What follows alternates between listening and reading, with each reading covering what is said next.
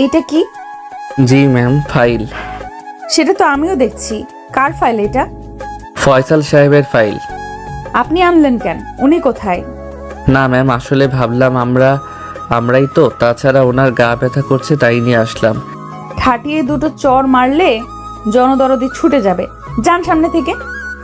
আমিও চুপচাপ বেরিয়ে পড়লাম ম্যামের কেবিন থেকে। এবার মূল কথায় আসি। আমি জাহিদ হাসান জনি, একটা প্রাইভেট কোম্পানিতে কাজ করি, আর যিনি আমাকে ধমকালেন তিনি হলেন আমার বস, মানে এই কোম্পানির মালিক। ওনার নাম নীলা স্যাম। আমার থেকে ছোট হবে, দেখতে সেই লাগে, তাই তো জনদরদি হয়ে বারবার ওনার কেবিনে ওনাকে দেখতে যাই। কি করব, মন তো মানে না, মনে ধরে গেছে, তাই তো সবসময় ওনার দিকে তাকিয়ে থাকি। কি চেহারা, দেখলেই জড়িয়ে ধরতে মন চায়, কিন্তু সমস্যা একটাই, উনি আমাকে দেখতে পারেন না। যাক, এবার গল্পে আসি। ম্যামের কেবিন থেকে বের হয়ে নিজ ডেস্কে এসে বসলাম। তখন ফয়সাল সাহেব বলে উঠলেন, কি ব্যাপার জনি সাহেব, আমার ফাইল কোথায়? ও ম্যামের রুমে ফেলে এসেছি, দাঁড়ান নিয়ে আসছি। আবার ম্যামের রুমে গেলাম। ম্যাম আসবো? আবার আপনি? কি হইছে? না মানে ম্যাম, ওই ফাইলটা নিতে এসেছি। নিয়ে যান আর সামনে থেকে দূর হন। ম্যাম একটা কথা বলি। তাড়াতাড়ি বলে দূর হন। আপনি ঘাড়ো করে কাজল দিতে পারেন না? তাহলে সুন্দর দেখা যেত। কি বললেন আপনি?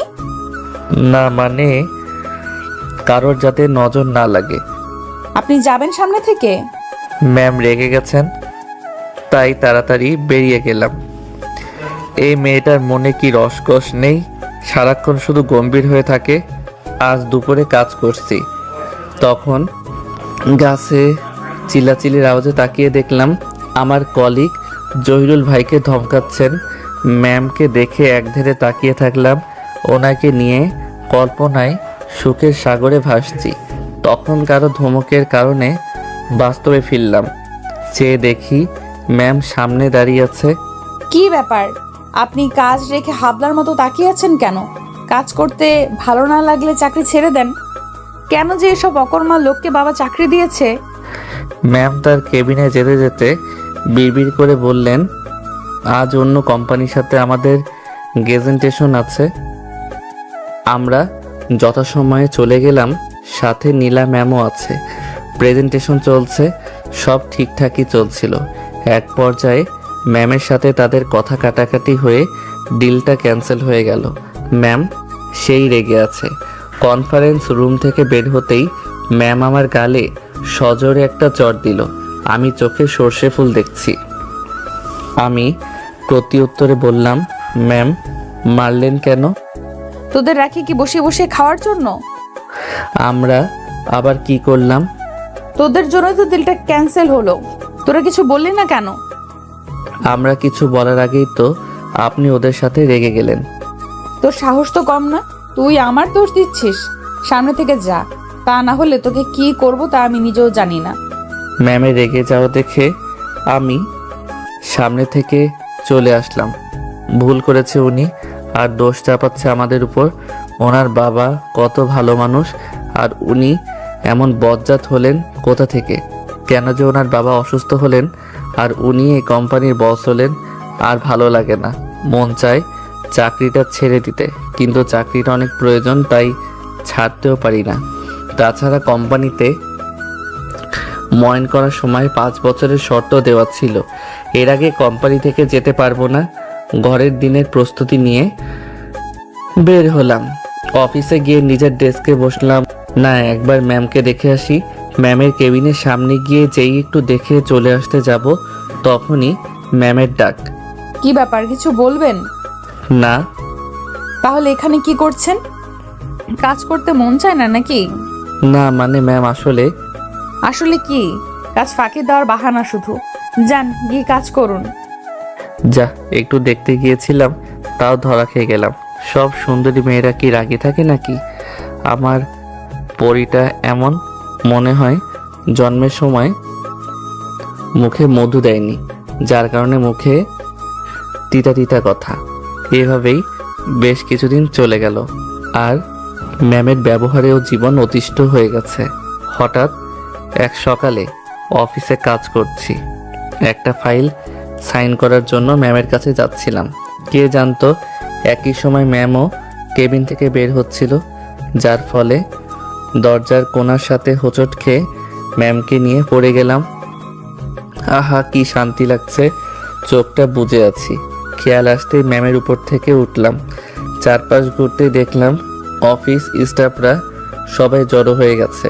ম্যাম আমার দিকে রাগী দৃষ্টিতে তাকিয়ে আছে। সরি ম্যাম, আমি দেখতে পাইনি। ছোট লোকের বাচ্চা, তুই ইচ্ছে করে আমার সাথে অসভ্যতামি করছিস। কি বলছেন এসব? আমি কিছুই করিনি। ছি ছি জনি ভাই, তোমাকে কত ভালো ভেবেছিলাম, আর তুমি কি না। বিশ্বাস করো, তোমরা এরকম কিছুই করিনি আমি। কি বিশ্বাস করতো ওরা?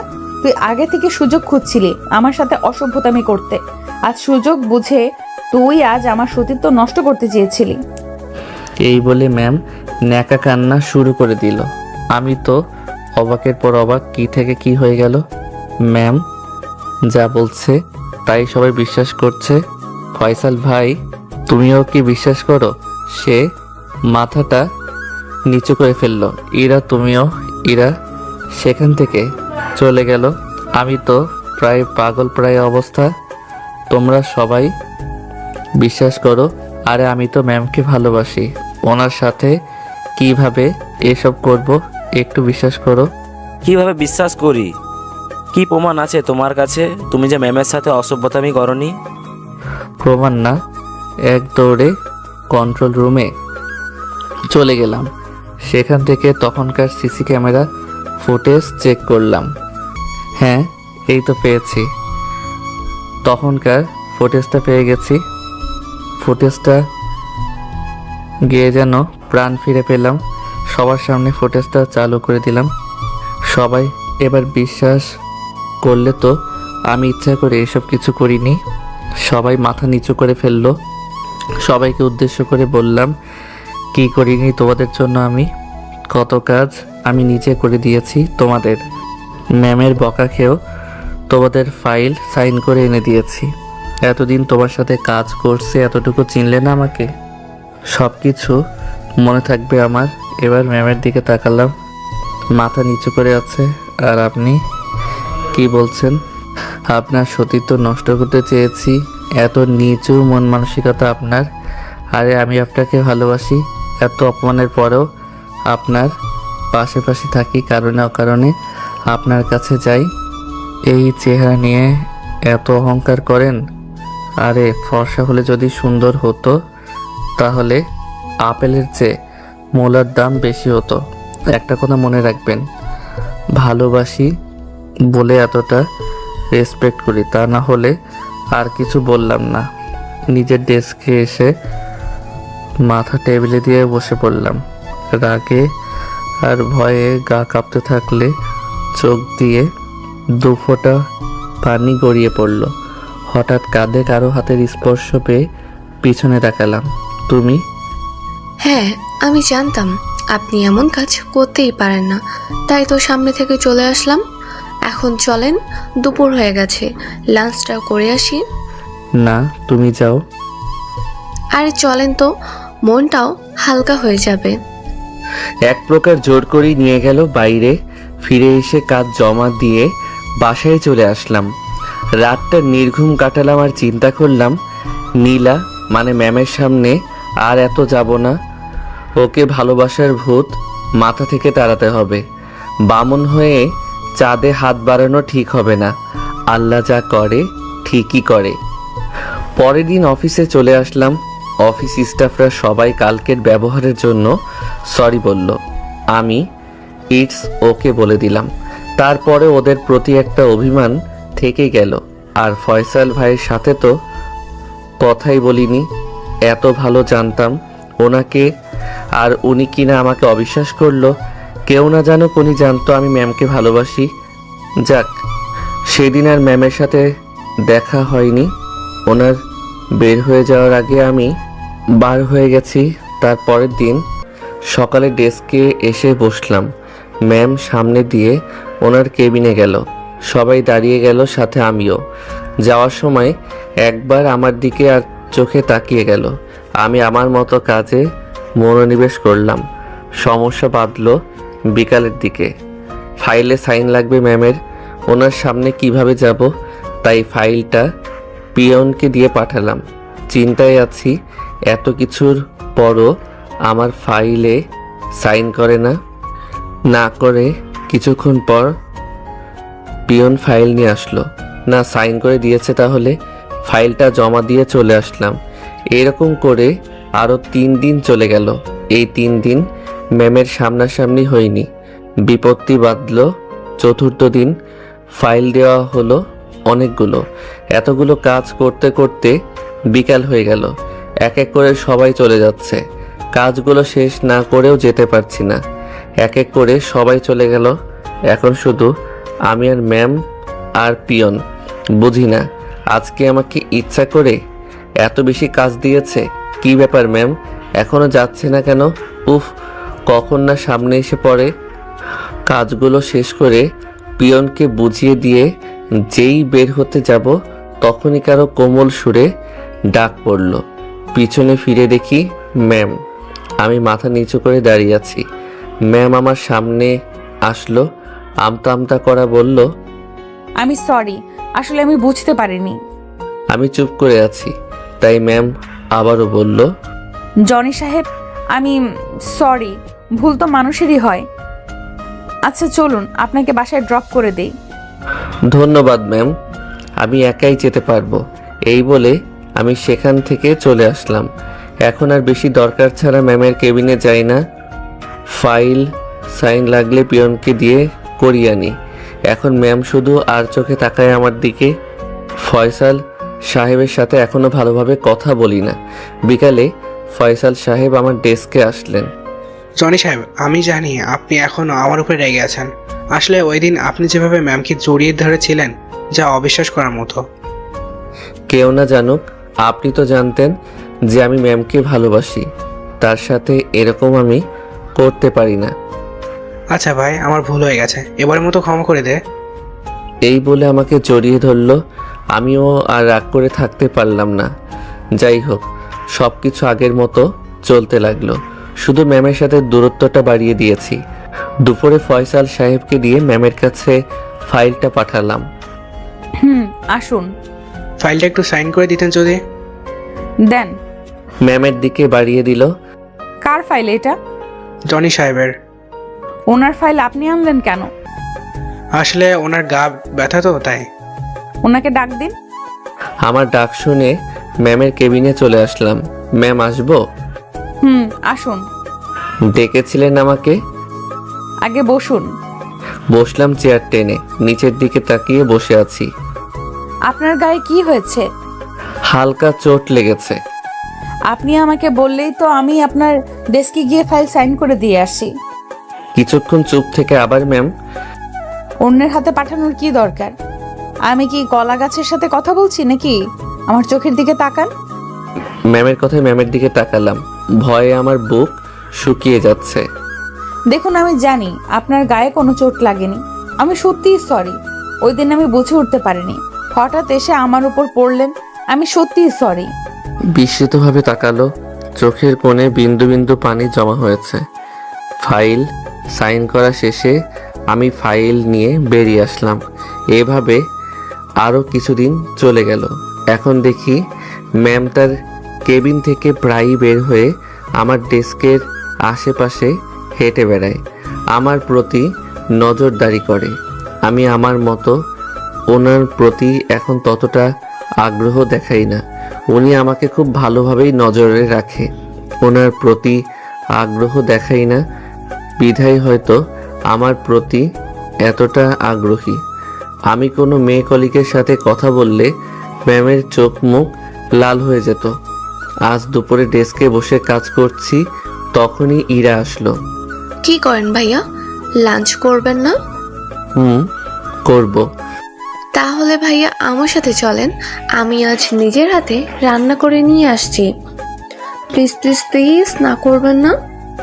তুমিও না বাচ্চাদের মতো করো। আচ্ছা চলো। আমি আর ইরা হাসতে হাসতে আমার ডেস্ক থেকে বের হচ্ছি। হঠাৎ কে যেন আমার কলার ধরলো। আমি তাকিয়ে দেখি নীলা ম্যাম। মুখ চোখ কেমন রক্তবর্ণ ধারণ করেছে। আমি তো ভয় পেয়ে গেলাম, কি করলাম আবার কে জানে।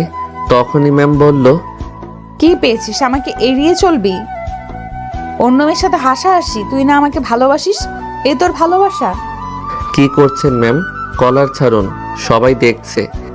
ছাড়বো না তোকে। আমাকে প্রেমের জালে ফাঁসিয়ে এখন এড়িয়ে চলছিস? অন্য মেয়ের সাথে হাসাহাসি করছিস? এই বলে আমাকে কলার ধরে টানতে টানতে ওনার কেবিনে নিয়ে গেল।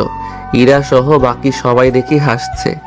ওনার কেবিনে নিয়ে আমি চুপচাপ চেয়ারে বসে থাকলাম। ম্যাম ধপ করে ওনার চেয়ারে বসে পড়লেন।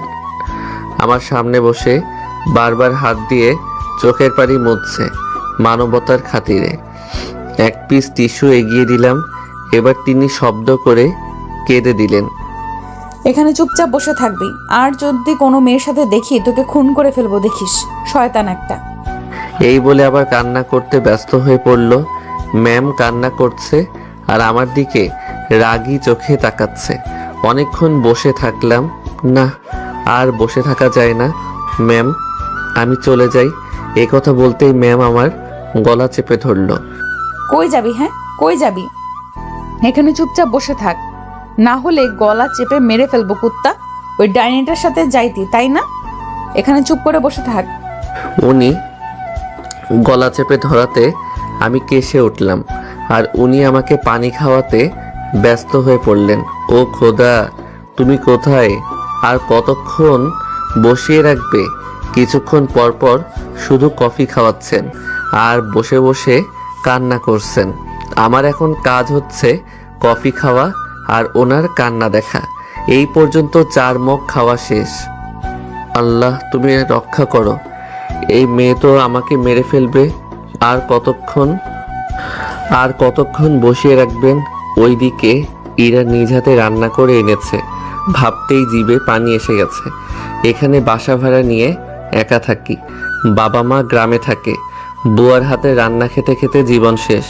না, ইরার হাতে রান্না মিস করা যাবে না। এইদিকে ম্যামও আমাকে ছাড়ছে না। এবার ম্যামকে বললাম, ম্যাম আর কতক্ষণ বসিয়ে রাখবেন? দুপুর গড়িয়ে বিকাল হতে চলল, কিছু তো খেতে হবে। ওইদিকে ইরার নিজ হাতে আমার জন্য রান্না করে এনেছে, এখনো হয়তো খাবার নিয়ে বসে আছে। প্লিজ যেতে দিন। এই কথা বলে মনে হয় বড় রকমের ভুল করে ফেলেছি। ম্যাম তার রক্তবর্ণ চোখগুলো বড় বড় করে আমার দিকে তাকিয়ে থাকলো।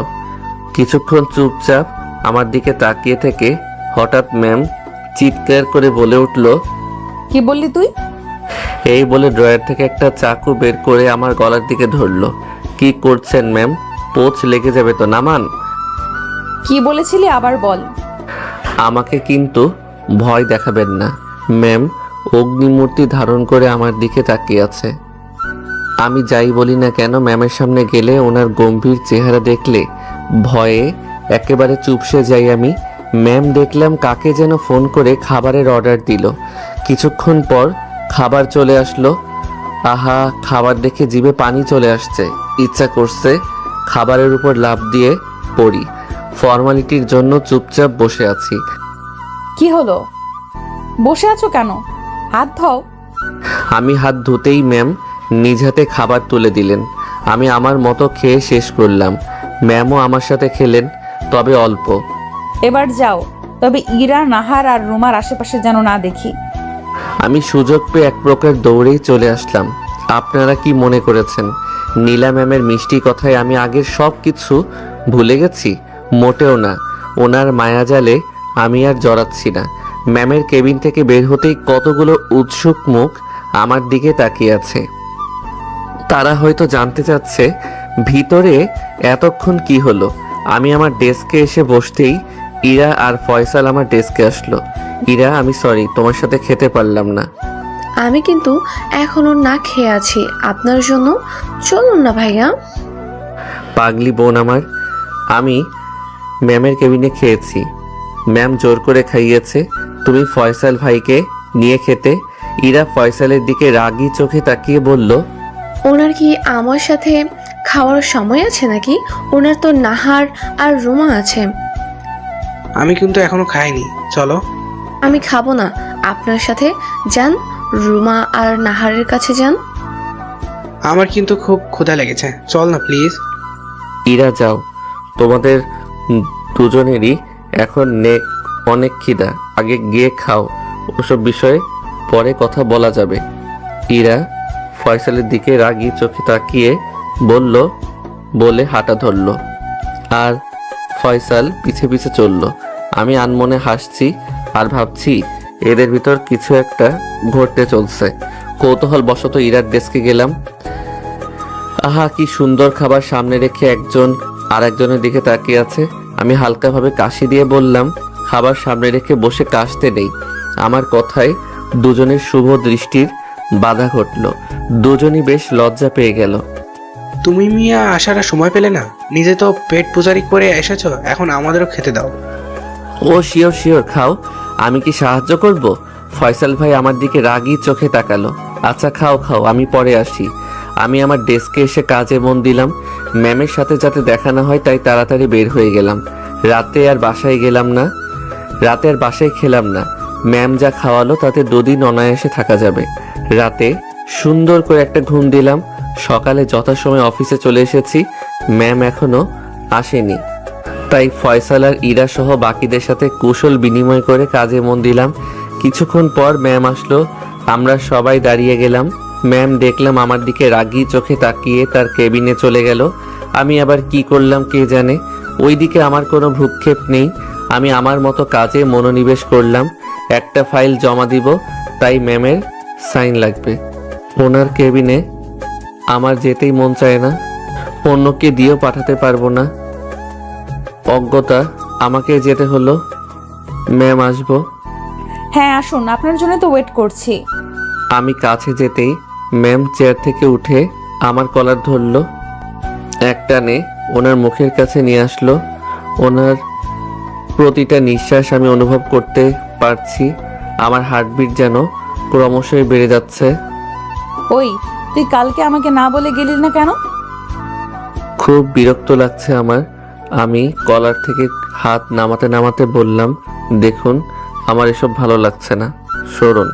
ম্যাম আমার দিকে কিছুক্ষণ তাকিয়ে থেকে তাই দেন, এর থেকে বেশি কিছু আপনার থেকে আশা করা যায় না। আমার কথায় কিছুটা আঘাত পেয়েছে। দেখলাম ম্যামের চোখের কোণ থেকে কিছুটা পানি গড়িয়ে পড়ল। আমি ফাইল রেখে রুম থেকে বেরিয়ে আসলাম। আমার ডেস্কে এসে বসলাম। না, ফাইল তো জমা দেওয়ার সময় হয়ে গেছে।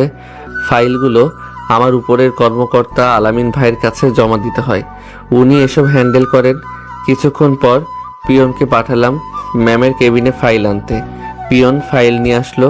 আমি ফাইলগুলো আবার চেক করার জন্য খুলতেই অবাক, ফাইলের পেপারগুলো ভিজে জট লেগে গেছে। ভালো করে দেখে বুঝলাম ম্যামের চোখে পানি। কি মুসিবত, উনি কি আমাকে শান্তিতে থাকতে দিবেন না? আমি দিলাম সাইন করতে আর উনি কান্না করে ফাইলের ভিতর সাগর তৈরি করেছেন। কি আর করার, এগুলো এখন আবার শুকাতে হবে। পেপারগুলো খুলে একটা একটা করে ফ্যানের সামনে ধরলাম। গাছের ডেস্কের চৈরুল ভাই দেখে বলল, কি ব্যাপার জনি ভাই, এগুলো বুঝলো কিভাবে? কি আর বলবো, দুঃখের কথা ভাই, হাতের সাথে পানির গ্লাস লেগে ফাইলে পড়লো। তারপর যা হওয়ার তা তো দেখতেই পাচ্ছেন। সত্যি কথা তো আর বলা যায় না। অন্যদিকে দুই জোড়া চোখ আমার আর ম্যামের সব কাহিনী রেখেছে। তারা হলো ইরা আর ফয়সাল। ওরা দুজন মুচকি মুচকি হাসছে। একেই বলে কারো পৌষ মাস, কারো সর্বনাশ। অনেকক্ষণ ফ্যানের সামনে পেপারগুলো ধরে শুকালাম। দুপুরে আমার দিকে পড়লো, ম্যামের কেবিনে আসবো ম্যাম? হ্যাঁ আসো। ম্যামের দিকে তাকিয়ে দেখলাম ম্যামের চোখগুলো লাল হয়ে আছে, হয়তো কেঁদেছে। আমাকে ডেকেছিলেন? ম্যাম আমার পানে চেয়ে শান্তভাবে বলল, এখানে বসো। আমি বসলাম। এখানে কি কোনো কাজ আছে আমার? চুপ করে বসে থাকতে পারো না?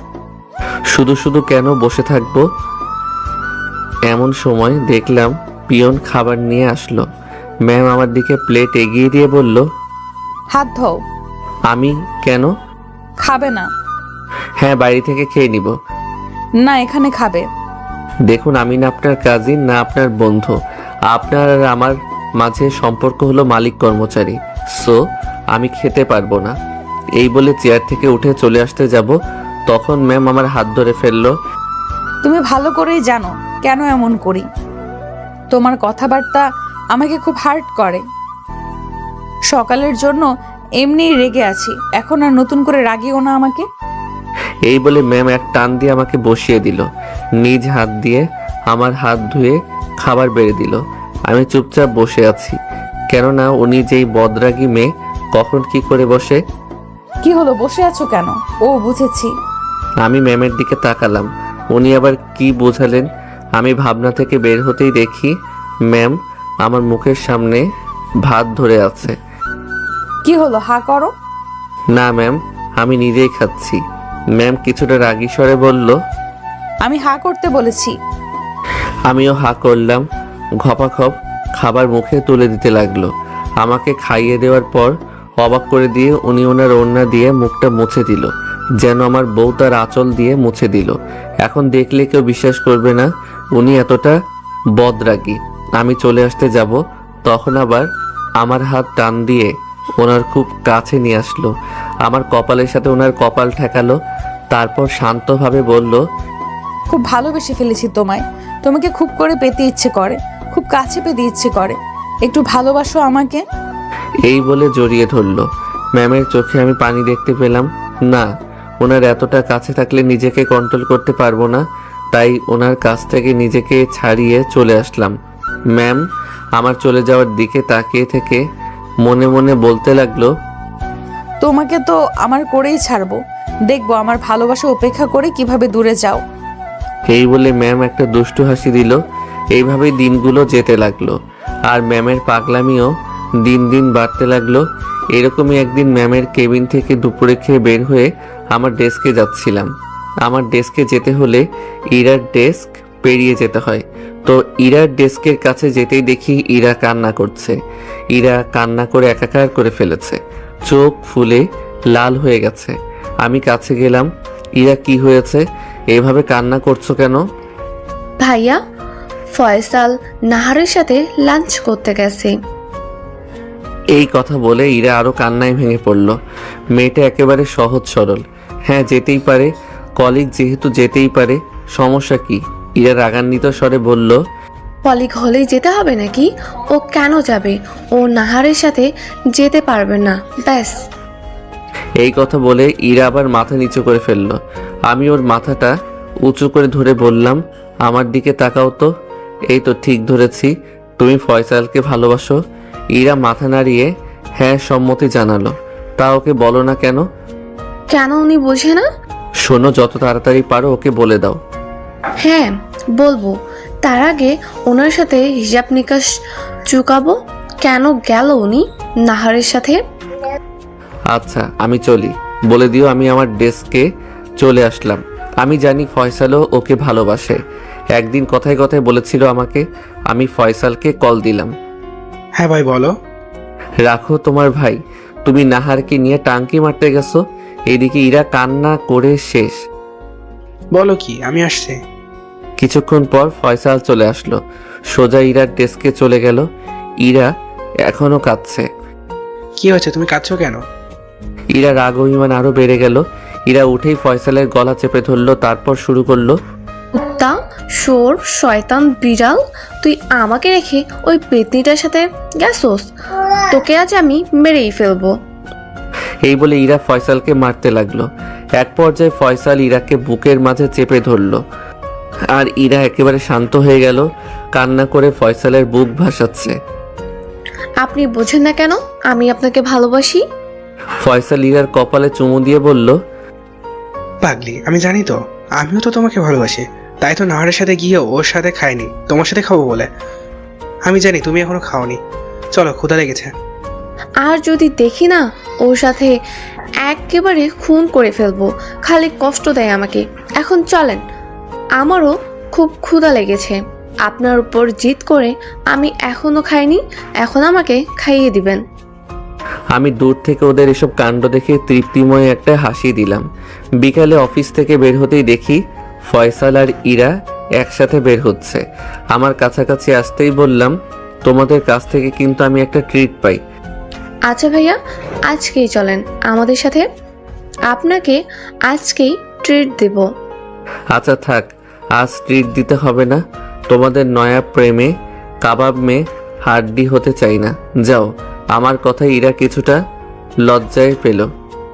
তাহলে আমরা চলি ভাইয়া, ভালো থাকবেন। আচ্ছা যাও। ওরা ওদের মতো চলে গেল, আর আমি আমার মতো। চারপাশের মানুষের মুখে হাসি দেখলে আমার মনটাও কেমন আনন্দে ভরে ওঠে। এইভাবেই বেশ কিছুদিন চলল। কাল নীলার জন্মদিন, তার বাসায় বিশাল আয়োজন করা হয়েছে। অফিসের সবাইকে ইনভাইট করা হয়েছে, শুধু আমি বাদে। আমাকে ইনভাইট না করেও ভালো হয়েছে, করলেও যেতাম না। কালকের দিনটা বন্ধ পাবো, কাল সারাদিন ঘুমিয়ে ঘুমিয়ে কাটাবো। আহা শান্তি। আবার কিছুটা মন খারাপও হলো, সবাইকে ইনভাইট করলো, আমাকে করলো না। এটা কি আমাকে অপমান করলো নাকি? বদ একটা অপমান করবি কর, এভাবে করা লাগে? আজ খেতেও ডাকলো না। শালি তোকে পরে দেখে নেব। আমাকে অপমান? না, আর এই বিষয়ে ভাবা যাবে না। এগুলো ভাবতে থাকলে মাথা আরো গরম হয়ে যাবে। কাজে মন দিলাম, বিকালে যাতে ম্যামের সাথে না দেখা হয়, তাই তাড়াতাড়ি করে বের হয়ে গেলাম। রাত পেরিয়ে সকাল হলো। আজ ম্যামের জন্মদিন, না কিছু খেয়ে আবার ঘুম দিতে হবে। তার আগে মোবাইলটা বন্ধ করি, যাতে কেউ বিরক্ত না করতে পারে। আহা, ঘুম কাকে বলে! এই অবেলায় পড়ে পড়ে ঘুমাচ্ছি। বেশিক্ষণ ঘুমাতে পারলাম না। দুপুরের পর দিয়ে কে যেন কলিং বেল বাজাচ্ছে। আমি গিয়ে দরজা খুলতে দেখলাম একজন আমার বয়সী লোক দাঁড়িয়ে আছে। আমি, কে রে ভাই এই অবেলায়, কি চাই? সরি স্যার, আপনার ঘুমে ডিস্টার্ব করার জন্য আমি আপনার জন্য গাড়ি পাঠিয়েছে যাওয়ার জন্য। এখনই রেডি হয়ে যেতে বলেছে। তোর ম্যামকে আর কোথায় যাব? ম্যামের নাম নীলা স্যার। আমার আর বুঝতে বাকি রইল না যে এইটা নীলা ম্যামের কাজ। আমি তো যাব না, কি করি? তুমি যাও, আমি পরে আসছি। সরি স্যার, আপনার জন্য গাড়ি পাঠানো হয়েছে। তুমি যাও, তোর ম্যামকে আমি বলছি। কিন্তু স্যার। কোনো কিন্তু নয়, যাও। লোকটাকে পাঠিয়ে দিয়ে আবার ঘুমের রাজ্যে হারিয়ে গেলাম, কিন্তু ঘুমাতে পারলাম না। কিছুক্ষণ পর আবার আসলো। আমি দরজা খুলে দেখি সে আবার এসেছে। গালের এক পাশ লাল হয়ে আছে। তুমি আবার আসছো? যাও, আমি আসছি। সরি স্যার, আপনাকে ছাড়া যেতে পারবো না।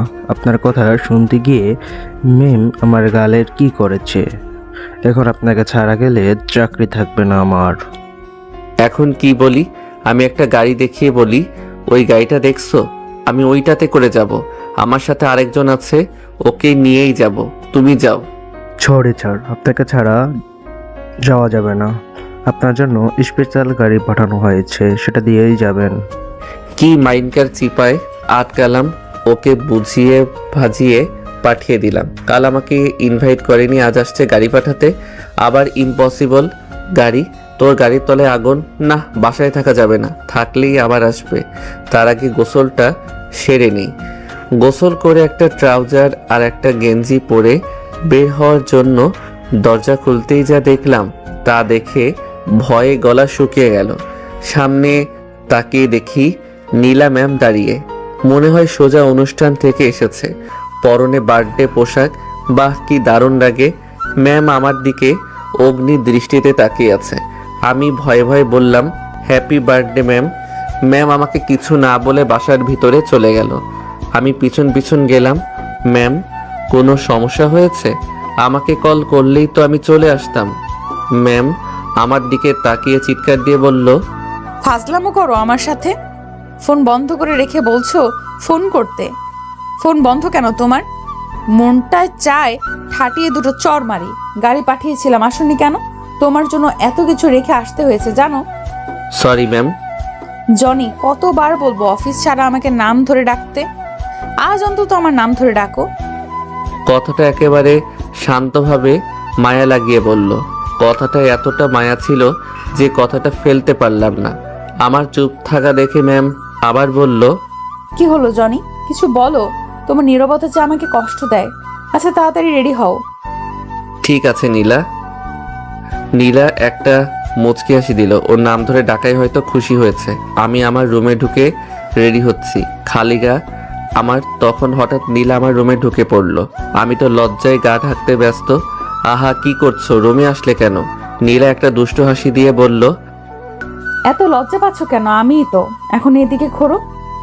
আমি ওর দিকে ঘুরতেই ওর আনা ব্যাগ থেকে একটা গেঞ্জি বের করে পরিয়ে দিল।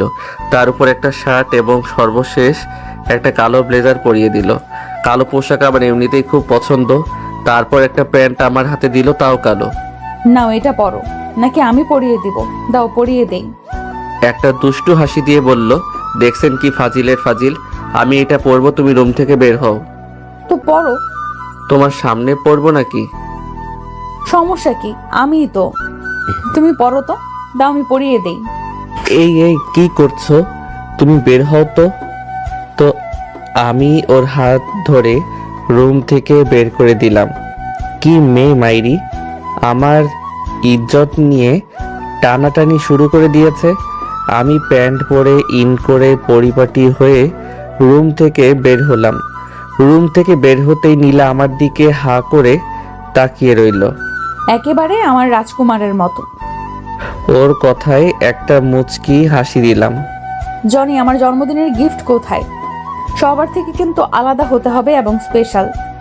আমি জানি ও কি চায় আমার কাছে, কিন্তু তা আমি দিতে পারবো না। চাইলেই দিতে পারি। আমি আমার ড্রয়ার খুলে ওর জন্য অনেক আগে কিনা কালো শাড়িটা দিলাম। হয়তো খুশি হবে না এই সাধারণ একটা শাড়িতে। আমি আর কিছু জিজ্ঞাসা করলাম না, বললাম চলো। কিছুটা আগাতেই নীলা বলল, দাঁড়াও। আমি ঘুরে বললাম, জানি এটা তোমার পছন্দ হবে না। এর থেকে ভালো কিছু এই মুহূর্তে নেই আমার কাছে। অনেক আগে কিনেছি তোমাকে দেব বলে। নীলা কিছু না বলে রুমের ভিতরে চলে গেল। এই কই যাচ্ছ? আমার কথার কোনো কর্ণপাত করলো না। কিছুক্ষণ পর নীলা রুমের ভিতর থেকে আমাকে ডাক দিল। আমি ভিতরে গিয়ে তো অবাক, নীলা আমার দেওয়া শাড়ি পরছে। কি হা করে তাকিয়েছো কেন? আমার শাড়ির কুচিটা ঠিক করে দাও। আমি হ্যাঁ তুমি, নাও ধরো। এই বলে শাড়ির সামনের অংশটা আমার হাতে ধরিয়ে দিল। আমি নীলার দিকে ভালো করে তাকিয়ে দেখি নীলার পেটের অংশের কাপড় নেই। কি সুন্দর পেট! এটা দেখে আমি চোখ বন্ধ করে ফেললাম। কি হলো? চোখ বন্ধ করলে কেন? চোখ খোলো, আমার দিকে তাকাও। আমি ওর দিকে তাকালাম। নীলা আমার চোখের দিকে তাকিয়ে বলল, এত লজ্জা পাচ্ছ কেন? এত লজ্জা পাচ্ছ কেন? দাও কুচিটা ঠিক করে দাও, সময় হয়ে গেছে। আমি কুচিটা ঠিক করে বললাম, নাও পরে নাও। তুমি পরিয়ে দাও। আমি পারবো না, তুই পরে নাও। তাহলে কিন্তু আমি এভাবেই চলে যাব। নীলা কিছুটা রেগে গিয়ে বলল, এই মেয়ের রাগী চেহারা দেখলে বিব্রত হয়ে যায় আমি। আমি কুচিটা পরিয়ে দিতেই আমার হাত নীলার পেটে লাগলো। সাথে সাথে আমার পুরো শরীর শিহরিত হয়ে গেল। নীলা চোখ বন্ধ করে ফেলল আর ঘন ঘন শ্বাস নিতে লাগলো। আমি কুচিটা পরিয়ে দিয়ে দাঁড়িয়ে গেলাম। নীলা এখনো চোখ বন্ধ করে আছে। এখনো চোখ বন্ধ করে আছো কেন নীলা? চোখ খুলে লজ্জা মিশ্রিত একটা হাসি দিল। চলো। আমার হাত ধরে টান দিয়ে নীলার খুব কাছে নিয়ে এসে বলল, আরে এত তাড়া কিসের? তুমি আমাকে গিফটটা দিয়েছো, তোমার গিফট নিবে না? আমার গিফট লাগবে না। আমাকে গিফট দিছো, তোমাকে তো গিফট নিতেই হবে। চোখ বন্ধ করো। গিফট নিতে আবার চোখ বন্ধ করতে হয় নাকি? এই গিফটটা নিতে হলে চোখ বন্ধ করতে হয়। তাড়াতাড়ি চোখ বন্ধ করো। আমি চোখ বন্ধ করতেই নীলা আমার ঠোঁটের সাথে ওর ঠোঁট মিলিয়ে একটা চুমু দিল। সাথে সাথে আমার সারা দেহে আগুন ধরে গেল। আমি ছাড়াতে চেষ্টা করলাম, কিন্তু ও এত শক্ত করে জড়িয়ে ধরলো যে নিজেকে ছাড়াতে পারলাম না। ওর সাথে না পেরে উঠে আমিও ওর চুমুতে সাড়া দিতে লাগলাম। খুব শক্ত করে জড়িয়ে ধরলাম আমি ওকে। কতক্ষণ ছিলাম জানি না। বেশ কিছুক্ষণ পর আমাকে ছাড়লো। দুজনে জোরে জোরে শ্বাস নিতে লাগলাম। নীলা আমার দিকে তাকিয়ে তৃপ্তিময় একটা হাসি দিল। যে জায়গায় ও লজ্জা পাওয়ার কথা সেই জায়গায় আমি লজ্জায় মাথা নিচু করে ফেললাম। নীলা আমার দিকে তাকিয়ে বলল, গিফটটা কেমন লাগলো? আর একটা দিব? আমি কিছু না বলে রুম থেকে বের হয়ে গেলাম। অন্যদিকে নীলা আমার যাওয়ার পথের দিকে তাকিয়ে মুচকি হেসে বলল, ভালো তো আমাকে বাসতে হবেই। আমার ভালোবাসার সাথে তোমার রাগ অভিমান পেরে উঠবে না। এই বলে নীলাও আমার পিছন পিছন যেতে লাগলো। আমি যেতে যেতে একলা একলা বলছি, এই মেয়ের লজ্জা বলতে কিছুই নেই। ওর এরকম ভালোবাসায় আমার রাগ অভিমান পানি হয়ে যাচ্ছে। না, ওর কাছ থেকে দূরে দূরে থাকতে হবে, না হলে ওর ভালোবাসায় জড়িয়ে যাব। নীলা পিছন থেকে বলল, কি বিড়বিড় করছো? গাড়িতে ওঠো। আমি গাড়িতে উঠলাম। নীলা আমার পাশে বসলো। আমার একটা হাত ওর হাতের ভিতর নিয়ে নিল। আমারও ভালো লাগছিল, তাই আর সরালাম না। কিছুক্ষণ পর আমার কাঁধে মাথা রেখে আমার দিকে তাকিয়ে রইল। এই মেয়ে তো আমার মনে রাজত্ব করেই ছাড়বে। গাড়ি চলতে লাগলো নীলাদের বাসার উদ্দেশ্যে। কিছুক্ষণ পর নীলাদের বাসার সামনে এসে উপস্থিত হলাম। না, বেশ জাঁকজমক করেই সাজিয়েছে বাড়িটা। পিছন থেকে, কি হলো, ভেতরে চলো। ও হ্যাঁ চলো। ও আমার হাত ধরে হাঁটা ধরলো। আমি হাত ছাড়িয়ে নিলাম। এত লোকের মাঝে মালিক কর্মচারী হাত ধরে হাঁটবে কেমন দেখায়। নীলা আমার দিকে তাকিয়ে বলল, হাত ছাড়ালে কেন? দেখো এখানে অনেক মানুষ, হাত ধরে হাঁটা সবাই ভালো চোখে দেখবে না। নীলা আবার আমার হাত ধরে বলল, কারোর দেখাতে আমার কিছুই যায় আসে না। পাগলামি করো না, পরেও হাত ধরে হাঁটতে পারবে। নীলাকে কোনো রকম বুঝিয়ে আগে পাঠিয়ে দিলাম। আমি পিছন পিছন ভিতরে গেলাম। ভিতরে অনেক মানুষ দেখা যায়। নীলাদের বিজনেস পার্টনাররা সহ তাদের রিলেটিভরা এসেছে, আর অফিস স্টাফরাও এসেছে। আমি গিয়ে নীলার বাবার সাথে কুশল বিনিময় করলাম। লোকটা অনেক ভালো। চারপাশ ঘুরে ঘুরে দেখছি। অন্যদিকে নীলাকে তার কাজিনরা সহ তার বান্ধবীরা আটকে রেখেছে। নীলা বারবার আমার খোঁজ করছে। এক পাশে গিয়ে বসলাম। পাশে তাকাতেই দেখি ইরা আর ফয়সাল হাতে হাত ধরে বসে আছে। আরে প্রেম রে! আমি ওদের কাছে গিয়ে বললাম, এক্সকিউজ মি। আমাকে দেখে ওরা হাত ছেড়ে দিল। আরে জনি, তুমি? ভাইয়া কেমন আছেন? এই তো ভালো, তোমরা কেমন আছো? জি ভাইয়া ভালো। আচ্ছা থাকো তোমরা, আমি চারপাশটা ঘুরে দেখি। ওখান থেকে চলে আসলাম। নীলাকে দেখার জন্য মনটা কেমন উসখুস করছে, তাই চলে গেলাম ওকে দেখতে। সবাই গোল বেঁধে নীলাকে আটকে রেখেছে, আর নীলা বারবার চারদিকে কাকে যেন খুঁজছে, হয়তো আমাকে। নীলার এ অবস্থা দেখে খুব হাসি পাচ্ছে আমার। চাইলেও ওদের কাছ থেকে ছুটে আসতে পারছে না। একটু পর নীলার কেক কাটা হবে। সবাই কেকের পাশে এসে দাঁড়ালো। আমি আড়ালে লুকিয়ে গেলাম, তা না হলে দেখা গেছে আমাকে তার পাশে দাঁড় করিয়ে সবার আগে কেকটা আমাকে খাইয়ে দিত। যথাসময় কেক কাটলো। কেক কাটার পর্ব শেষ করতে একজন সুদর্শন ছেলে এসে নীলার হাত ধরে একটা চুমু দিল। সাথে সাথে আমার হৃদয়টাও কেঁপে উঠল। বুকে চিনচিন ব্যথা হতে লাগলো। আমার এমন হচ্ছে কেন? আমি কি ওকে ভালোবেসে ফেলেছি? ভালো যদি নাই বাসি, তাহলে আমার এমন হচ্ছে কেন? না, আর ভাবতেই পারছি না। ওই ছেলেটা দেখলাম নীলাকে উপরে বারান্দার দিকে নিয়ে যাচ্ছে। আমিও পিছন পিছন গেলাম। দেখলাম ছেলেটা নীলার গায়ে হাত দিয়ে কথা বলছে। নীলা এতে কোনো রিয়াক্ট করছে না। মাথাটা গরম হতে লাগলো আমার। একটু পর ছেলেটা নীলাকে দেয়ালের সাথে চেপে ধরলো, দুই হাত দিয়ে নীলার দু হাত ধরে। ছেলেটা আস্তে আস্তে তার মুখ নীলার মুখের কাছে নিচ্ছে। নীলা ছোটার জন্য চেষ্টা করছে, এটা দেখে আর ঠিক থাকতে পারলাম না। যখনই কিছু দিতে যাবে ঠিক তখনই দৌড়ে গিয়ে ছেলেটাকে একটা লাথি দিলাম, যার ফলে ছেলেটা দু হাত দূরে গিয়ে পড়লো। জানি না তখন আমার কি হয়েছিল। ছেলেটাকে এক দাঁত থেকে মারতে লাগলাম। হঠাৎ কে যেন আমার কলার ধরে দাঁড় করিয়ে ঠাস ঠাস করে দুই গালে দুইটা থাপ্পড় দিল। আমি ভালো করে তাকিয়ে দেখলাম সে আর কেউ না, স্বয়ং নীলা। আমি নীলার দিকে বিস্মিতভাবে তাকিয়ে রইলাম। তারপর নীলা যা বলল তা শুনে আমার চোখ দিয়ে দু ফোঁটা পানি পড়ে গেল। লুচ্চা লাফাঙ্গা কোথাকার! তোকে এর জন্য এনেছি আমি, গুন্ডামি করার জন্য? ছোট লোক তো ছোট লোকই থাকে, বাজে কোথাকার। তারপর নীলা ছেলেটাকে ধরে ভিতরে নিয়ে গেল। আমি চোখের পানিটুকু মুছে ওদের বাসা থেকে বের হয়ে রাস্তায় হাঁটছি আর ভাবছি, হায় রে ভালোবাসা, অভিনয়ের সেরা ট্রফি দেওয়া উচিত নীলাকে।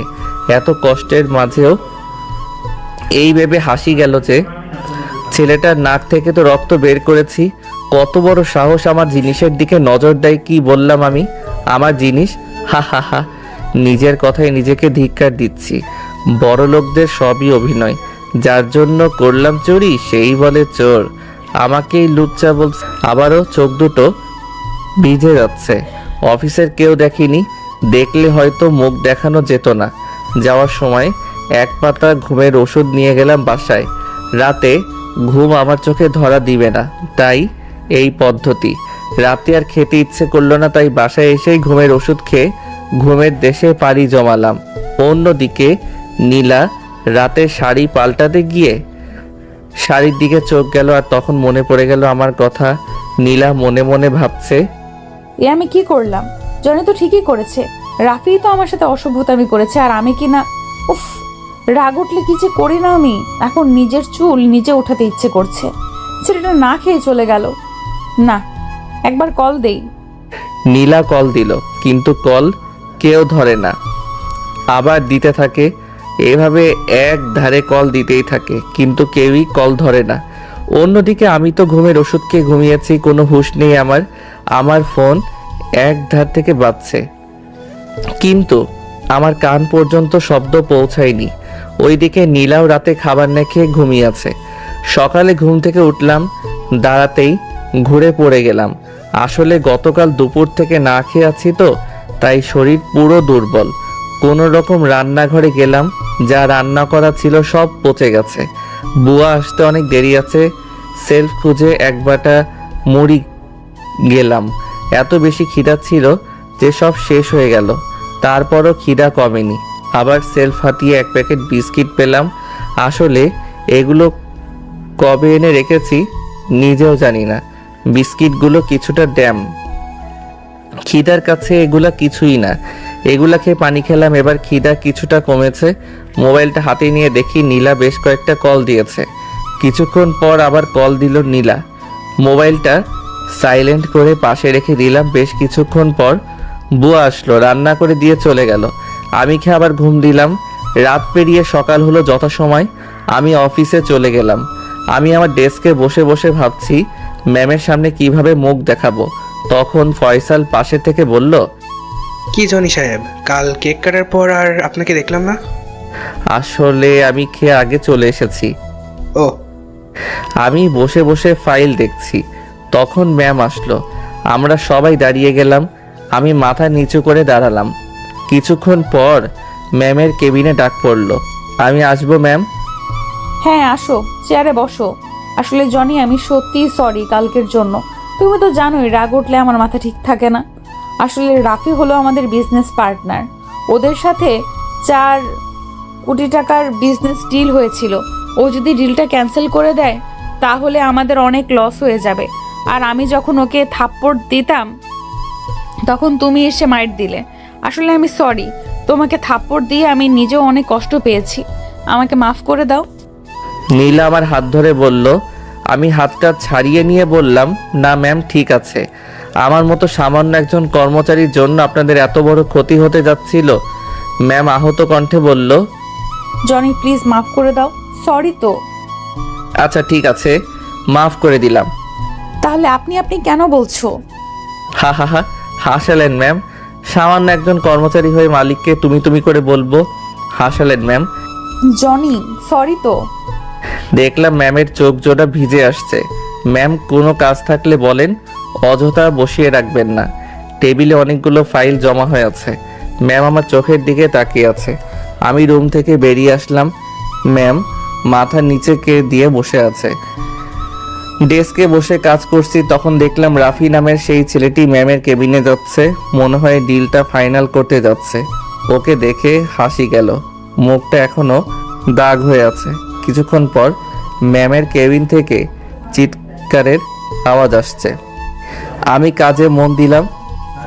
এবার শব্দটা জোরে কানে এলো। তাকিয়ে দেখি রাফি ম্যামের কেবিনের সামনে পড়ে আছে আর ম্যাম গেট আউট বলে ডিলের কাগজপত্রগুলোর মুখের উপর ছুঁড়ে মারল। এই বলে রাফি চলে গেল। আমি একটু হাসলাম। হাই রে অভিনয়। দুপুরের সময় ম্যামের কেবিনে আবার ডাক পড়ল। আমি আসবো ম্যাম। আসো, বসো। একটু গম্ভীরভাবে বলল। আমি বসলাম। রাফির সাথে ডিল ক্যান্সেল করে দিয়েছি। কেন? ওর জন্য তোমার সাথে খারাপ ব্যবহার করেছি তাই। আমার মতো সামান্য একটা কর্মচারীর জন্য এত বড় ডিলটা ক্যান্সেল করে দিলেন, এতে আপনাদের অনেক লস হবে। বারবার কর্মচারী বলবে না, আর তোমার চাইতে ডিলটা বেশি বড় না। হা হা, ম্যাম হাসালেন। যাক, আমার জন্য যেহেতু আপনার এত বড় লস হয়েছে, তাই আমি সামান্য হলেও এর জন্য ক্ষতিপূরণ দিব। তা 3 মাস পর পেয়ে যাবেন। আচ্ছা, আমি আসি। দাঁড়াও, এখানে বসো। দেখলাম ম্যাম খাবার বাড়তে লাগলো। নাও, হাত ধোও। আমি হাসলাম। ম্যাম আগের মতো শুরু করে দিয়েছে। হাসো কেন? আমি আপনার সাথে খেতে পারবো না। আমার রাগ বাড়িও না, এখানে চুপচাপ বসে পড়ো। তোমার সাথে খাবো বলে এখনো খাইনি। ম্যামের চোখে স্পষ্ট পানি দেখতে পেলাম। আমি দুঃখিত ম্যাম, আমি খেতে পারবো না, মাফ করবেন। বেরিয়ে আসতে যাব, তখন ম্যাম আমার হাত ধরে ওনার কাছে নিয়ে আসলেন। কিছুটা রেগে বলল। জনি। আমি হাত ছাড়িয়ে নিয়ে বললাম, ইচ্ছা হলে আমাকে চাকরি থেকে বের করে দিতে পারেন। মুহূর্তেই ম্যামের রাগটা বেদনায় পরিণত হতে লাগলো। আমি রুম থেকে বের হয়ে কিছু দূর যেতেই ম্যামের কেবিনে ভাঙচুরের আওয়াজ পেলাম। পরে পিয়নের কাছ থেকে জানতে পারলাম খাবারের সবগুলা পেয়ালা ধরে ধরে আছাড় মেরে ভেঙেছে। মাঝে থেকে কষ্ট বাড়ল পিয়নের। খাবার পরিষ্কার করতে আমি বাহিরে গিয়ে খেয়ে এসেছি। বিকালে ডেস্কে বসে আছি, তখন বিকালে ডেস্কে বসেছিলাম। হঠাৎ পিয়ন এসে বলল ম্যাম নাকি ডাকে আমাকে। আমি ভিতরে গেলাম। ম্যাম ভিতরে আসবো? ম্যাম ভিতরে আসতে বলল। ভিতরে গিয়ে ম্যামের সামনে দাঁড়াতেই ম্যাম আমাকে জড়িয়ে ধরলো। কাজটি যে এত তাড়াতাড়ি হলো আমি কিছু বুঝতেই পারলাম না। আমারও কেমন জানি ভালো লাগছিল। পরক্ষণে মনে হলো এটা তো ঠিক না, আমি এই রকম করছি কেন। আমি ম্যামকে ঝটকা মেরে ছড়িয়ে দিয়ে বলতে শুরু করলাম, কি মনে করেন আমি কি মানুষ না? আমার কি মন নেই? চাইলেন কাছে টেনে নিলেন, চাইলেন ছুঁড়ে ফেলে দিলেন। আপনার এই অভিনয়ের জন্য তো সেরা অ্যাওয়ার্ড দেওয়া উচিত। আমার কথায় ম্যামের চোখ থেকে টুপ করে এক ফোঁটা পানি পড়ে গেল। আমি আপনার সাথে যেতে পারবো না, আমাকে বারবার বিরক্ত করবেন না। এই বলে আমি আমার মতো চলে আসলাম। ম্যাম ঠাই দাঁড়িয়ে আছে, হয়তো কাঁদবে।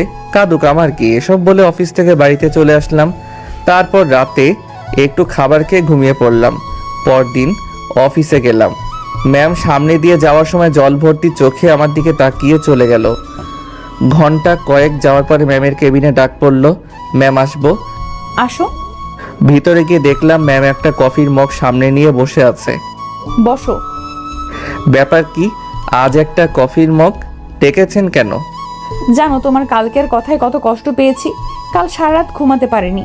এভাবে আঘাত করে কথা আর বলবে না, আমি সইতে পারি না। এখন আমাকে ডাকার কারণ কি? এই কফিতে তোমার ঠোঁটের ছোঁয়া চাই। এখন কেন জানি না, হাঁটা চলা সব কিছুর মাঝে তোমার ছোঁয়া চাই। আজ কেন জানি ওকে কষ্ট দিতে মন চাইল না, তাই কফির মগটা হাতে নিতে নিতে বললাম, কেন করেন এমন পাগলামি? আমি একটু খেয়ে ওর কাছে ফিরিয়ে দিলাম। কেন করি তা জানো না? তোমাকে ভালোবাসি তাই। আমি শান্তভাবে বললাম, দেখুন, আপনি আমার চেয়ে আরও ভালো ছেলে পাবেন। আর তাছাড়া আপনি কখনো আমার সাথে মানিয়ে নিতে পারবেন না। আমার মা বাবা থাকে গ্রামে, সেখানে তো কখনোই থাকতে পারবেন না। সর্বশেষ কথা, আমি আপনাকে ভালোবাসি না। দেখো, তোমাকে আমি আগেও বলেছি, আমার তোমার থেকে ভালো কাউকে দরকার নেই। আর আমি সব পরিবেশে মানিয়ে নিতে পারবো। না পারলে তুমি আছো না। শেষ কথায় কি বলেছো? তুমি আমাকে ভালোবাসো না। আমার চোখের দিকে তাকিয়ে বলো তো, আমি তোমাকে ভালোবাসি না। ওর চোখের দিকে তাকানোর সাহস আমার নেই, তাই অন্যদিকে তাকিয়ে বললাম, তোমাকে আগেও বলেছি আমি তোমাকে ভালোবাসি না। আমি কোনো অহংকারী মেয়েকে ভালোবাসি না। আর আমার সাথে এরকম করলে আমি এগ্রিমেন্ট ভঙ্গ করে চাকরি ছেড়ে চলে যাব। আমার কথায় ম্যাম আমার দিকে হা করে তাকিয়ে আছে। আমি চলে আসলাম। ম্যাম বিকালে ফয়সাল আর ইরাকে ওনার কেবিনে ডাকলো। ম্যাম আসবো? আসো। ম্যাম আমাদের ডেকেছিলেন? তোমাদের ডাকার কারণ হলো তোমরা তো জানো আমি জনিকে কত ভালোবাসি। ও আমাকে কারণবশত ভুল বুঝেছে। তোমরা তো জানোই আমার রাগ উঠলে রাগ সামাল দিতে পারি না। তোমরা বিশ্বাস করো জনিকে ছাড়া আমি বাঁচবো না। এই কথা বলে ম্যাম কান্নায় ভেঙে পড়ল। ম্যাম কাঁদবেন না, আমাদের কি করতে হবে? ও চাকরি ছাড়ার হুমকি দিয়েছে। ওকে বোঝাও, ও যেভাবেই হোক আমার কাছে ওকে ফিরিয়ে দাও। ওকে ছাড়া চলতে আমার কষ্ট হয়। তোমরা ওর কাছে, তোমরা বোঝালে ও নিশ্চয়ই বুঝবে। আপনি কোনো চিন্তা করবেন না, আমরা দেখছি ব্যাপারটা। কাঁদবেন না ম্যাম, আমরা আছি তো আপনার সাথে। আর শোনো, এতদিন তোমাদের সাথে যা খারাপ ব্যবহার করেছি তার জন্য ক্ষমা করে দিও আমাকে। কি যে বলেন না ম্যাম, আমরা এখন আসি। এই বলে ওরা দুজন সোজা আমার ডেস্কে চলে আসলো। কি ব্যাপার, তোমরা দুজন একসাথে কিছু বলবে? না মানে যদি ভাইয়া ম্যাম তোমাকে সত্যিই ভালোবাসে, ওনার সাথে আর অভিনয় করে থেকো না, অভিমান করে থেকো না। হ্যাঁ জানি, ও ঠিকই বলেছে, আর রাগ করে থেকো না। এবার আমি ওদের দিকে ভালো করে তাকিয়ে বললাম, দেখো ইরা, তোমাকে আমার ছোট বোনের মতো জানি, আর ফয়সাল তোমাকে বড় ভাইয়ের মতো। সো ভাই বোন কখনো তার ভাইকে অন্য মেয়ের সাথে প্রেম করতে বলে না। আশা করি তোমরাও বলবে না। দেখলাম ওরা মুখটা কালো করে চলে গেল। যাওয়ার সময় দেখলাম আমার সাথে কথা না বলে বের হয়ে যাচ্ছে। বুঝলাম আমার সাথে অভিমান করেছে। ওদের সামনে গিয়ে বললাম, তোমরা রাগ করেছো? আমি ইরার গালে হাত দিয়ে টেনে বললাম, আরে বোন আমার, দেখি বেশি জেদি হয়ে গেছে, ভাইয়ের উপর রাগ করে থাকতে নেই। ইরা দেখলাম কেঁদে দিল। এই জন্যই ওকে এত ভালো লাগে। সহজ সরল মেয়ে একটা, একটুতেই কেঁদে দেয়। আমি ইরার চোখের পানি মুছে দিলাম। তখন ইরা বলল, আমার চোখের পানি মুছলে কি হবে, তোমার নীরার চোখের পানি তো এখনো পড়তেছে। আবার ঘুরে এক কথা, শোন বোন আমার, ফয়সাল ভাই তুমিও শোনো। ওর আর আমার মাঝে বিশাল ব্যবধান, তা তোমরা কেন বুঝো না? ধরো তোমাদের কথা ধরে ওর সাথে প্রেম করলাম, এর শেষ পরিণতি কি? বিয়ে। ও কি পারবে আমার সাথে মানিয়ে নিতে? কখনোই পারবে না, বুঝলে? এবার ওরা দেখলাম মাথা নিচু করে ফেললো। আমি ইরার গালে হাত দিয়ে বললাম, পাগলি বোন আমার, চলো তোমাদের আজকে ট্রিট দিব। এবার তো একটু হাসো।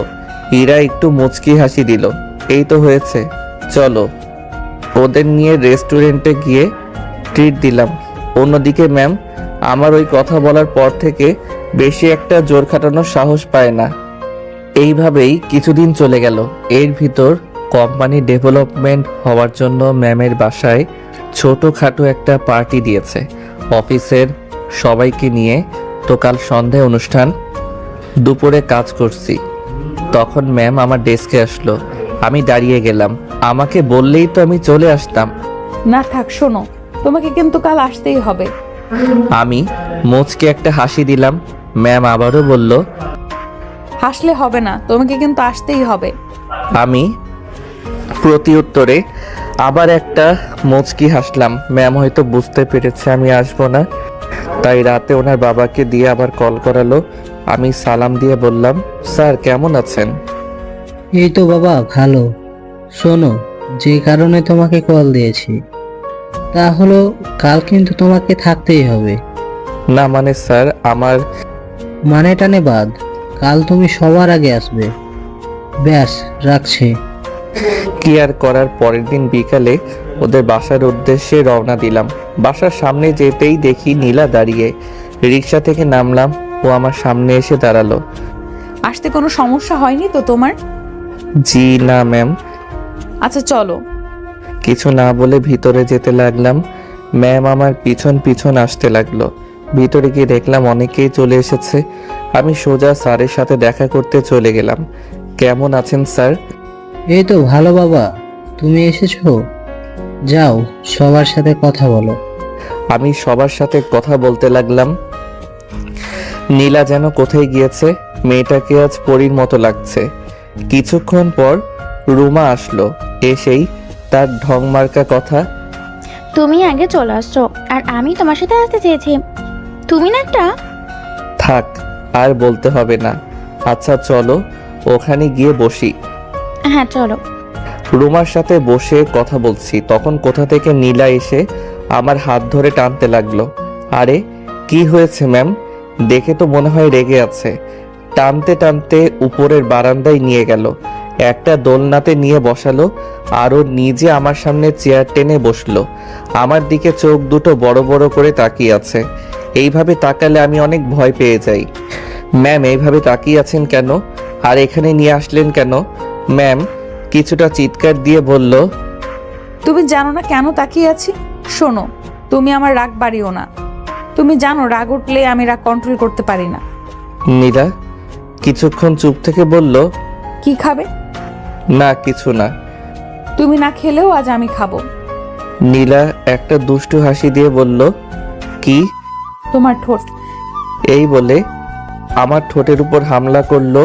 চুমু দিয়ে ধরে রেখেছে তো ধরেই রেখেছে, ছাড়ার নামই নেই। আমি আর না পেরে ওর পিঠ খামচে ধরলাম। কিছুক্ষণ পর হঠাৎ ওর বান্ধবীরা চলে আসলো। ও সরি ভুল সময় চলে এসেছে। নীলা এবার ওদের কথায় আমাকে ছেড়ে দিল। আমি হাঁপাচ্ছি। নীলা একটু দম নিয়ে তার বান্ধবীদের বলতে লাগলো, কি হয়েছে? তোদের আসার আর সময় নেই, চলে এসেছিস? দেখছিস যে আমরা দুজন একসাথে আছি। তোদের মন চায় তোদের জন্য, আর কিছুক্ষণ পারলাম না। ওর এই কথা শুনে ওর বান্ধবীরা হেসে বলল, তাহলে আমরা আসি? না থাক, যাওয়া লাগবে না, ওর সাথে পরিচয় হয়ে নে। আমি ভালো করে তাকিয়ে দেখলাম এরা তো তারাই যারা আমাকে আগে অপমান করেছিল। এবার আমি নীলাকে বললাম, আমার মতো ছোট লোকের সাথে কি ওনারা পরিচিত হবে? সরি ভাইয়া, সেদিন বুঝতে পারিনি যে নীলা আপনাকে এত ভালোবাসে। আসলে কিন্তু আমি একটা ছোট লোক। সরি তো ভাইয়া, আমরা বুঝতে পারিনি। আমরা তো আপনার ছোট বোনের মতোই। ওই দিনের কথা ভুলে যান প্লিজ প্লিজ। আচ্ছা ঠিক আছে। আচ্ছা নীলা, আমরা যাই, তুই তোর কাজ সার। ওরা চলে গেল। নীলা আমার দিকে ঘুরে তাকালো। কাছে আসো। কেন? বাকিটা সেরে নেই। বাকিটুকু মানি? তুমি আসো তো, এত বোঝাতে পারবো না। আজ কোনো বাধা দিবে না আমাকে। আমার মন যতক্ষণ না ভরে ততক্ষণ ছাড়ছি না তোমাকে। এই কথা বলে নীলা আমার উপর ঝাঁপিয়ে পড়ল। আমি সত্যি নীলাকে কোনো বাধা দিতে পারিনি। অনেকক্ষণ পর নীলা আমাকে ছেড়ে দিল। আমার ঠোঁট জোড়া লাল হয়ে গেছে, চোখ জোড়া আগুন হয়ে গেছে। ওর মতিগতি ভালো না দেখে আমি পাশ কাটিয়ে নিচে দৌড় দিলাম। এই কোথায় যাও? এখনো হয়নি তো আমার, এদিকে আসো। নীলা পিছন থেকে বলতে লাগলো। আমি এই কথা শুনে আরো জোরে দৌড়িয়ে নিচে চলে এলাম। নিচে যেতেই রুমা এসে ধরলো। তোমাকে কতক্ষণ ধরে খুঁজছি, তুমি কোথায় গিয়েছিলে? উপরে ছিলাম। তোমার চোখ এমন কেন? ঠোঁট জোড়া লাল হলো কিভাবে? কি হয়েছে আমাকে বলো তো। রোমাকে কিছু বুঝে ফেললো নাকি? কই কি হয়েছে? গরম চা খেতে গিয়ে এমন হয়েছে। ও, আমি তো অন্য কিছু মনে করেছি। আচ্ছা চলো ওইদিকে চলো। কিছুক্ষণ পর খাওয়ার সময় হয়ে গেল। আমরা বসে গেলাম খেতে। খাবার যেই মুখে দিতে যাব তখন কে যেন হাত ধরলো। তাকিয়ে দেখি নীলা। কি ব্যাপার ম্যাম? তুমি এখানে খাচ্ছ কেন? তো কোথায় খাবো? ভেতরে আমার সাথে। সরি, সবাই যেহেতু এখানে খাচ্ছে আমিও এখানে খাবো। নীলা কিছুটা রেগে বলল, ওই তুমি আর সবাই এক হলে নাকি? তাছাড়া বাবা তোমাকে ভেতরে যেতে বলেছে। কি আর করার, স্যার যেহেতু বলেছে তাহলে তো যেতেই হবে। ওনার সাথে ভিতরে গেলাম। উরি মা, এত খাবার কে খাবে? কি ব্যাপার, দাঁড়িয়ে আছো কেন? বসো। আমি বসলাম, নীলাও বসলো। স্যার কোথায়? কিছুক্ষণ পর স্যার আসলেন। আমি, নীলা আর ওর বাবা খাচ্ছি। খাওয়ার মাঝে নীলার বাবা বলল, শোনো জনি, আমার মেয়েটা এতটাও খারাপ না যতটা তুমি ভাবো। আমি এবার খাওয়া রেখে ওনার দিকে তাকালাম। উনি কেন আমাকে এসব কথা বলছেন? উনি আবার বলতে লাগলেন, আমার মেয়েটা উপরে একটু রাগী, কিন্তু ওর ভিতরটা একদম নরম, একেবারে ওর মায়ের মতো। নীলা, বাকিটুকু এমন হয়েছে ওর মা নেই বলে। ওর মা ও খুব ছোট থাকতেই মারা যায়।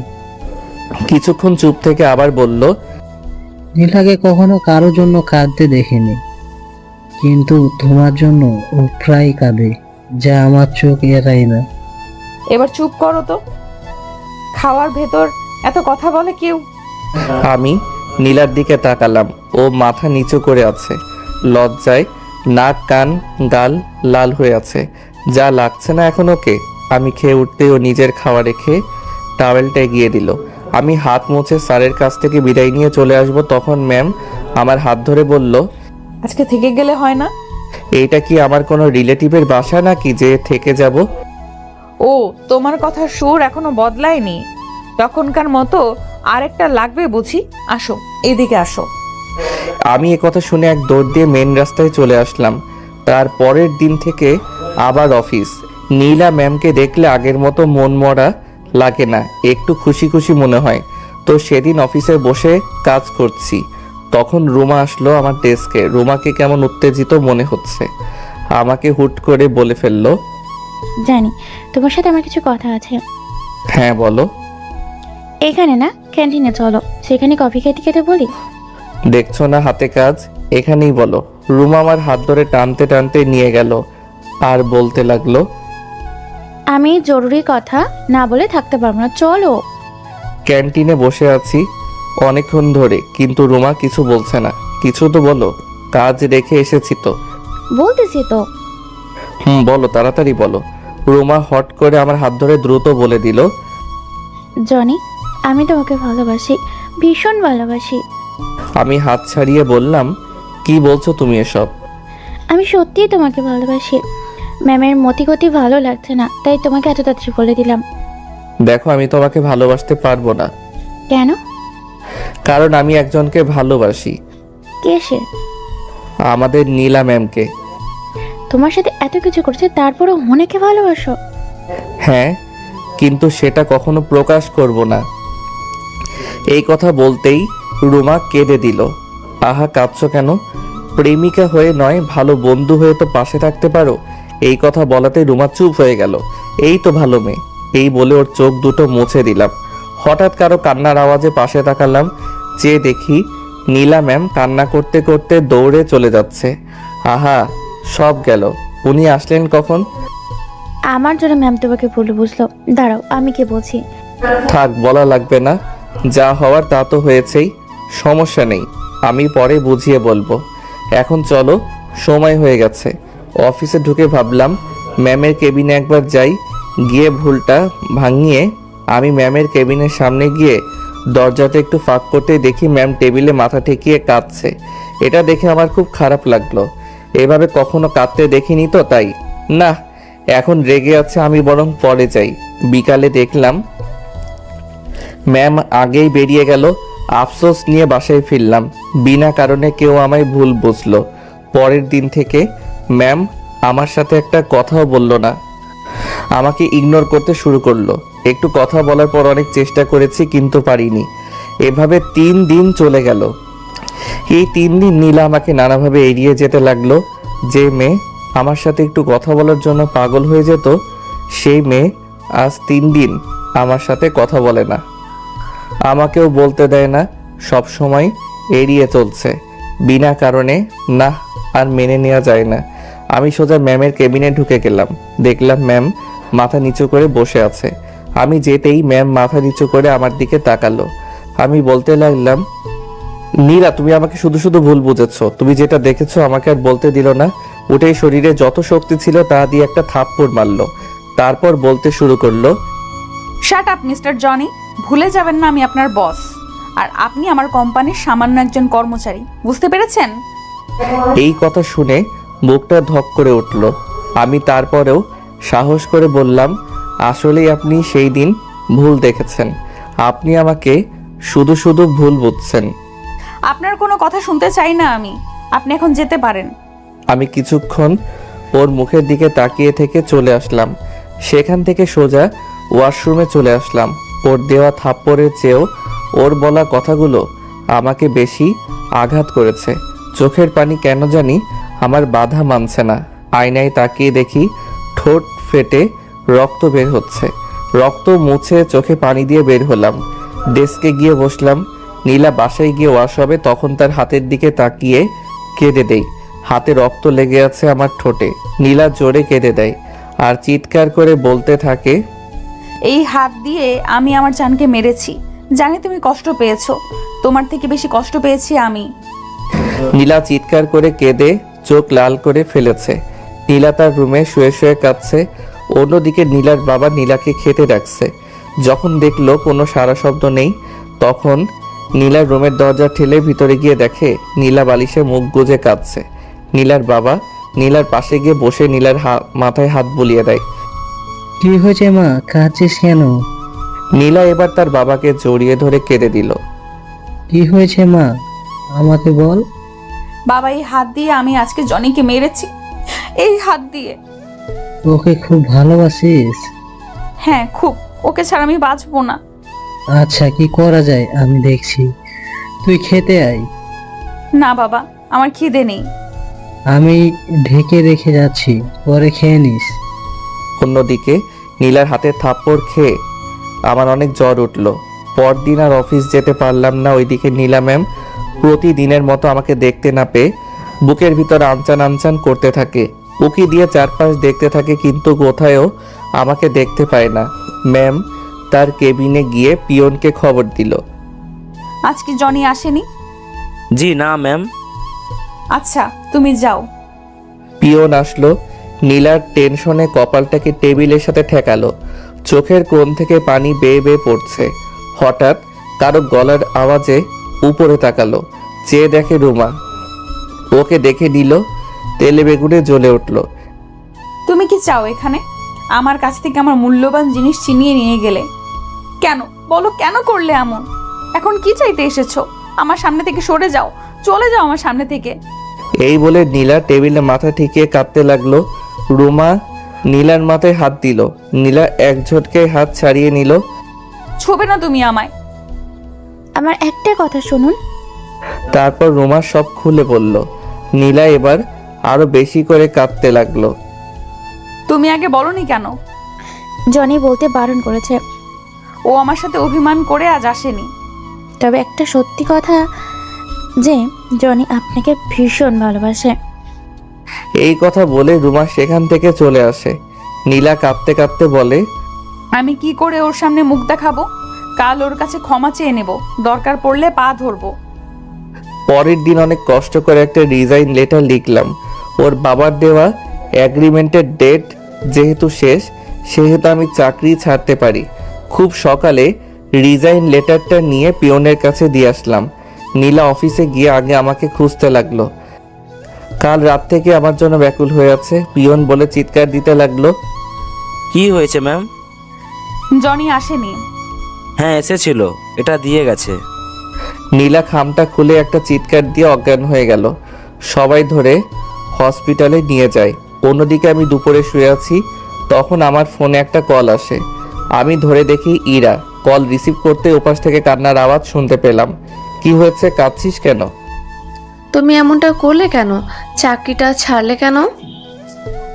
তাতে কি হয়েছে, ফয়সালকে নিয়ে আমার বাসায় চলে আসিস। অন্যদিকে নীলার সেন্স আসতেই চিৎকার দিয়ে বলতে লাগলো, আমার জনি কই? আমি জনির কাছে যাব। এই বলে নীলা দৌড়ে নিচে গিয়ে সোজা গাড়ি নিয়ে আমার বাসায় চলে গেল।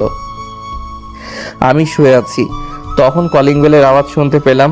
মনে হচ্ছে কলিং বেল ভেঙে ফেলছে। আমি দরজা খুলতেই কে যেন আমার বুকে ঝাঁপিয়ে পড়ল। দুজন মিলে বাসার ভিতরে পড়ে গেলাম। চেয়ে দেখি নীলা। আমি ছাড়িয়ে নিয়ে বললাম, কি হয়েছে ম্যাম, এমন করছেন কেন? আমাকে মাফ করে দাও প্লিজ। আমি তোমাকে ছাড়া বাঁচতে পারবো না। আমি সত্যিই তোমাকে ভালোবাসি।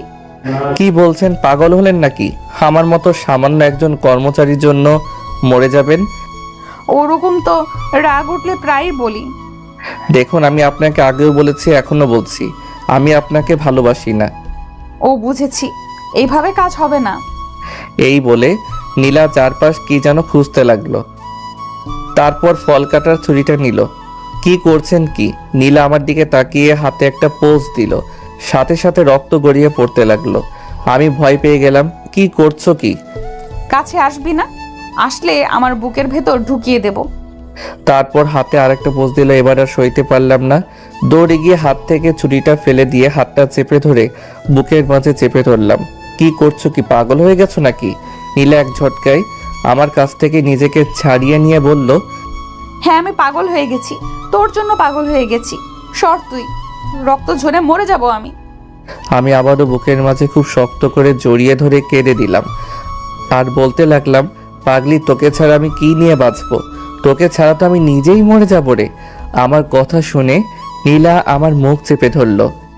এইসব কথা আর বলবে না, আমি তোমায় সত্যিই খুব ভালোবাসি, আমাকে একটু ভালোবাসবে? আমি নীলার কপালে একটা চুমু দিলাম। নীলাকে আর কিছু বলতে হলো না, খুব শক্ত করে জড়িয়ে ধরলো আমায়। ওর হাত থেকে খুব রক্ত পড়ছে। ওকে কোলে বসিয়ে হাতে ব্যান্ডেজ করে দিলাম।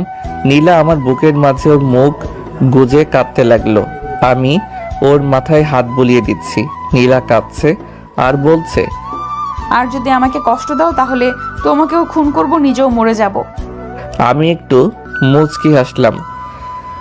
এমন সময় হঠাৎ নীলার বাবা সহ আমার বাবা মা ঘরে ঢুকলো। আমি তো অবাক। আরে আব্বু আম্মু, তোমরা কখন এলে? এই তো এখন আসলাম। বেআই সাহেব আমাদের গ্রাম থেকে নিয়ে আসলেন। নীলা আমার বুক থেকে উঠে বাবা মাকে পা ধরে সালাম করলো। নীলা আবার এসে সবার সামনে আমাকে জড়িয়ে ধরে বুকের ভিতর মুখ গুজে দিল। আপনাদের মান অভিমান শেষ হলে এবার আমার কথা শুনুন। কাল আপনাদের বিয়ে, প্রস্তুতি হন। এই কথা বলে ওনারা রুম থেকে অন্য রুমে চলে গেল। নীলা আমাকে আরো শক্ত করে জড়িয়ে ধরলো। পরদিন নীলা আর আমার বিয়ে হয়ে গেল খুব ধুমধাম করে। বাসর রাতে বাসর ঘরে ঢুকতেই নীলা আমার পা ধরে সালাম করলো। আমি নীলাকে বুকে জড়িয়ে নিলাম। নীলা আমাকে খাটের উপর ধাক্কা দিয়ে ফেলে দিল। নীলা আমার উপর উঠে গেল। এই কি করছো? ওই দিন তো বাকিটুকু শেষ করতে পারলাম না, আজ তৃপ্তি সহকারে শেষ করব।